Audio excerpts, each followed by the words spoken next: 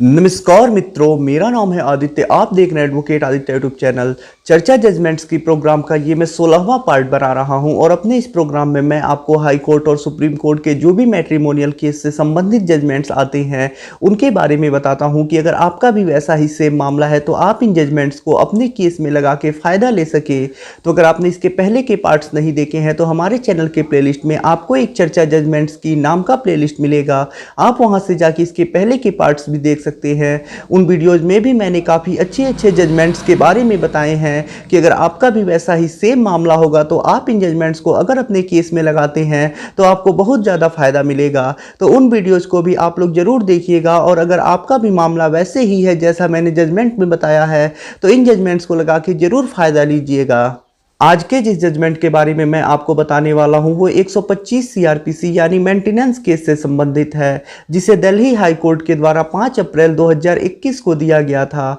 ये जजमेंट जयबीर सिंह बनाम सुनीता चौधरी के केस में दिया गया है। इस केस में कुछ ऐसा मामला है कि जो पत्नी है वो अपने पति से भरण पोषण प्राप्त करने के लिए 125 सीआरपीसी के अंतर्गत फैमिली कोर्ट में आवेदन करती है और वहाँ पे वो कहती है कि जो पति है वो पुलिस में हेड कांस्टेबल है और उसकी सैलरी 50,000 रुपए है, साथ ही साथ उसकी जमीन भी है, उससे भी वो आय अर्जित करता है। ऐसे में जो पत्नी है उसे 25,000 रुपए प्रति माह भरण पोषण दिलवाए जाए और साथ ही साथ पत्नी ये भी कहती है कि वो भी मॉडलिंग करती है और इससे कुछ आय अर्जित कर रही है। यानी जैसा आप जान रहे हैं कि अब रजनीश बनाम नेहा का एफिडेविट देना पड़ रहा है, तो उसमें अगर झूठा एफिडेविट दिया जाता है तो ऐसे में कार्यवाही भी आपके ऊपर हो सकती है। तो ऐसे में पत्नी अपने एफिडेविट में कहती है कि वो भी आय अर्जित कर रही है और मॉडलिंग कर रही है, लेकिन जो वो आय अर्जित कर रही है वो इतना ज़्यादा नहीं है कि वो अपना भरण पोषण कर सके। यानी जो आय वो अर्जित कर रही है वो बहुत कम है और इतने आय में वो अपना भरण पोषण नहीं कर सकती है, अपना जीवन यापन नहीं कर सकती है। इस मामले में पत्नी खुद एक्सेप्ट कर रही है कि वो कोई काम कर रही है, वो मॉडलिंग कर रही है और इससे आय अर्जित कर रही है,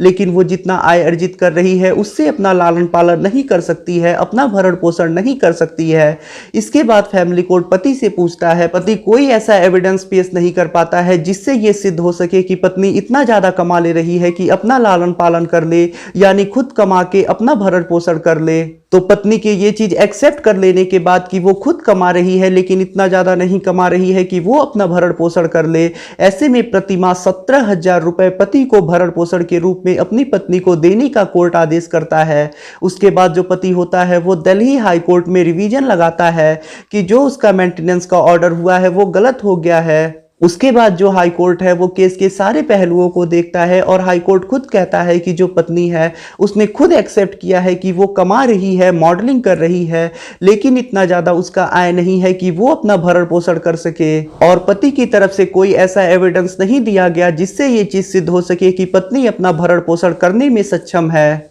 तो हाई कोर्ट भी फैमिली कोर्ट के ऑर्डर को बरकरार रखता है और पति के रिवीजन पिटीशन को खारिज कर देता है। हाई कोर्ट भी यही कहता है कि अगर कोई पत्नी है वो कमा रही है लेकिन इतना ज़्यादा नहीं कमा पा रही है कि अपना भरण पोषण करने में वो सक्षम हो, प्रति माह अपना खर्चा वो चला सके, तो ऐसे में वो पति से भरण पोषण पाने की हकदार होगी। और यहाँ पे जो 17,000 रुपये पति को आदेश किया गया है कि वो अपनी पत्नी को दे वो सही है। तो अब ये जो रजनीश बनाम नेहा का एफिडेविट देना पड़ रहा है ये तो चीज़ सही है, लेकिन अब इसमें पत्नियां ये कह रही हैं कि वो कमा तो रही है लेकिन इतना ज़्यादा नहीं कमा पा रही है कि अपना भरण पोषण चलाने में सक्षम है। और हाई कोर्ट और सुप्रीम कोर्ट के कई ऐसे जजमेंट आ चुके हैं जिसमें पति को भरण पोषण का आदेश हुआ है, इसके बावजूद कि पत्नी कमा रही है, सिर्फ इस आधार पर कि पत्नी इतना ज़्यादा नहीं कमा पा रही है कि अपना प्रति माह का भरण पोषण वो कर सके, तो ऐसे में पति को आदेश हो जा रहा है। तो ये एक नई दिक्कत आ गई है। अगर पत्नी कमा रही है इसके बावजूद भी पति को भरण पोषण देना पड़ जा रहा है